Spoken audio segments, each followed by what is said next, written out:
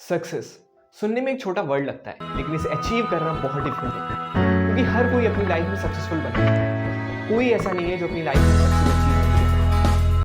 Success की definition सबके लिए अलग अलग हो सकती है। जैसे कोई फाइनेंशियल सक्सेस चाहता है तो कोई एकेडमिक सक्सेस, लेकिन ओवरऑल हर कोई अपनी लाइफ में सक्सेसफुल बनना चाहता है। तो आइए जानते हैं ऐसी 5 क्वालिटीज जो लोगों को सक्सेसफुल बनाती है। सक्सेस का ऑब्जेक्टिव होता है गोल को अचीव करना, इसीलिए सबसे पहला पॉइंट है गोल सेटिंग। आपको अपने गोल को बहुत सोच समझ कर रखना चाहिए, क्योंकि गोल आपके फ्यूचर का विजन होता है। आपको अपने गोल्स को रियलिस्टिक और अचीवेबल रखना चाहिए। इसके लिए आप अपने बड़े गोल्स को छोटे छोटे गोल्स में स्प्लिट कर सकते हैं, जैसे कि वीकली गोल्स या फिर मंथली गोल्स।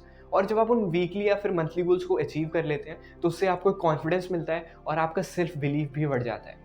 लेकिन अगर आपके पास कोई गोल नहीं होता है तो आप प्रोक्रेस्टिनेट करने लगते हैं और बहुत ही आसानी से आप डिस्ट्रैक्ट हो जाते हैं, जिससे आपका एनर्जी और टाइम दोनों वेस्ट होते हैं।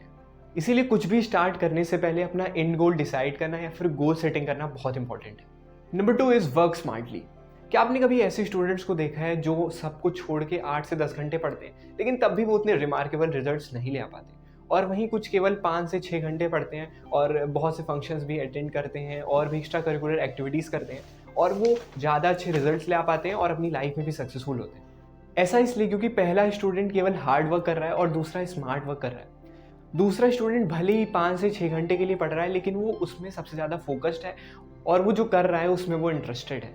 तो स्मार्ट वर्क मतलब अपने काम में फुल्ली फोकस्ड रहना और कोई भी एक्स्ट्रा वर्क करने से बचे रहना। और दूसरा स्टूडेंट भले ही 5 से 6 घंटे पढ़ रहा है, मतलब वो पहले स्टूडेंट से कम पढ़ रहा है, लेकिन वो इसको कंसिस्टेंटली कर रहा है। और कंसिस्टेंसी बहुत ज़्यादा पावरफुल होती है, क्योंकि कंसिस्टेंसी से ही हमें रिजल्ट्स मिलते हैं। और अब आपने गोल तो सेट कर लिया, लेकिन केवल गोल सेट करने से सब कुछ नहीं होता है, क्योंकि आपको एक्शंस भी लेने पड़ते हैं।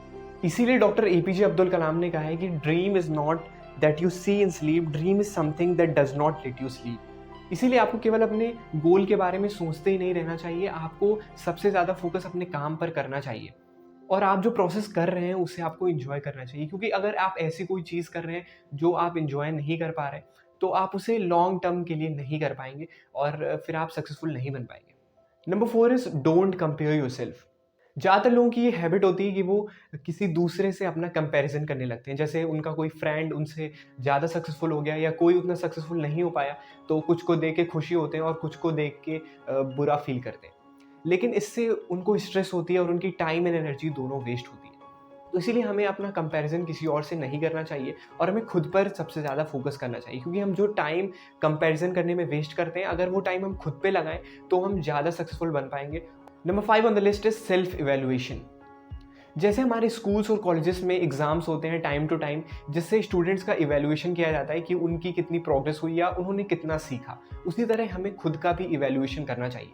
हमें देखना चाहिए कि हम कितना आगे बढ़े या अपने गोल के कितने हम पास पहुंच गए हैं।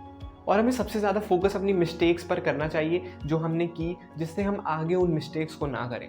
इसीलिए आपको एक पीरियोडिक इवैल्यूएशन करना चाहिए, मतलब आप 1 हफ्ते बाद या 1 महीने बाद इवैल्यूएट करें कि आपने उस टाइम में क्या किया और क्या सही किया और क्या गलत किया, जिससे आप उन मिस्टेक्स को फिर से रिपीट ना करें।